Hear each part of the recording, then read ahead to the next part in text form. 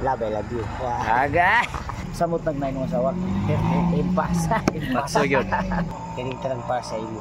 Kung sa itong 2 ka anak. Agay! Wala po silingan ha. Wala bo. Atong itilawan ng ihang itlog nga gibaligya. Dili ang iyang itlog. Parking boy lang ni sa Cagayan de Oro. Pero karon doon na siya ibalutan nga iyang kaugalingon. This is my show. This is your show and this is our show. So guys, atong tilawan ang balot dinhi sa Lumbia. So hangtod sa tunga-tungang gabi doon ay balutan nga open dinhi sa Lumbia. Doon lang sa City Jail sa BJMP Region 10 dinhi sa Dulawon Crossing. Og ang namaligya sa balot ang higala nato nga si Mr. Kulot, si Kulot Boy, isa sa ilado nga tao diri napita nga namaligya og balot. So nindot daw ang iyang balot matud ba. Grabe kahalang daw sa iyang suka unya, nindot po kayo ang iyang suka ug ang iyang balot di man pod sa mga tao. Matag adlaw makita ninyo si Sir Kulot nga namaligya og balot dinhi sa atong buhay. So atong tilawan, atong sulayan ang iyang mga baligya karon para ma-prove na to nga nindot gyud ay ang iyang marketing sa iyang balot og Pinoy. Ang presyo, siyempre normal lang ang presyo nga para sa atong mga kaigsunan. Ang iyang balot dire is 25, ang iyang Pinoy 12 pesos.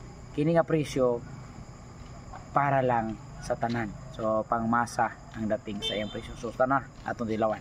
Sakto kayo sa timplada ang mga timpla sa suka sa atong amigo nga si Mr. Kulot ug ang iyang balot grabe ka nindot presko kayo ug lami kayo balik-balikan sa mga customers dinis Lumbia. Enjoy ba kasi yung panginabuhian diri sir? Enjoy kayo. Ang iyong mga pagpaningkamot adlaw-adlaw sir para asa? Pagpamilya gyud. Grabe. Unsa may imong goal karon sir sa imong mga anak? Magpamay sa eskwela. Sir, thank you so much sir sa imong pagpaningkamot para sa imong anak. Duha ka po imong anak no? Pila na kakatuig nga namaligyag balot sir? 20 years data.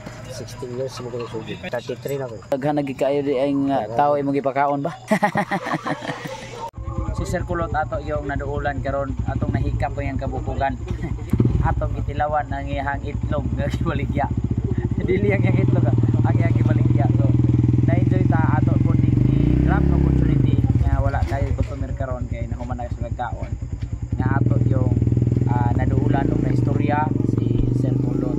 Sa wala pa siya na maligya og balot, parking boy lang ni sa Cagayan de Oro. Pero karon doon na siya ibalutan nga iyang kaugalingon na maligya dinhi sa Lumbia. Nakita na to malipayon siya matag adlaw. Sir, padol-dol gamay dre ba? Sir, before ka na maligya og itlog unsay trabaho nimo kaniadto?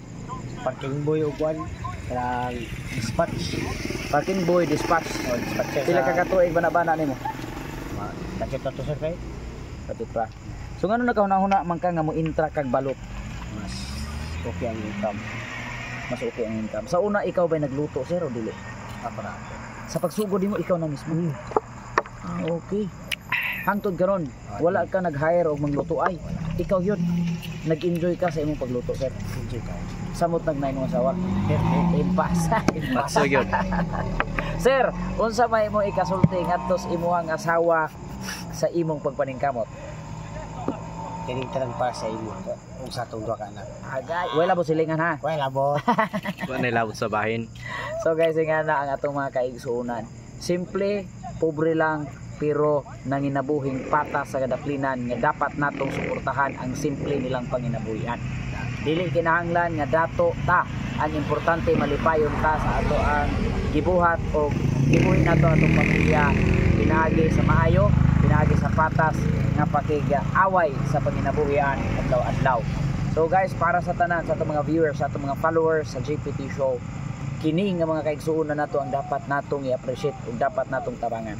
So ang atong advokasya to support to elevate the information dissemination o sa pag-promote sa atong mga businessman and businesswoman nga mga Pilipino, labi na nini mga gagmay natong mga negosyante. Kini ang atong i-promote ug mao na ang atong advokasya sa atong programa sa GPT Show.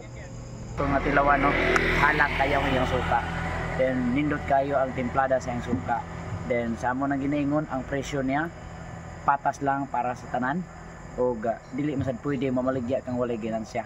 Yan ang atong mga kaigsunan nga makaagi diri bisa gabi na muhapit gyud sila ay bago mo pauli silang panimalay, labi na kung hago ka sa trabaho, dako katabang nimo ang balot o Pinoy nga itlog nga maoy ipangita sa atong mga kaigsunan nga under pressure sa trabaho.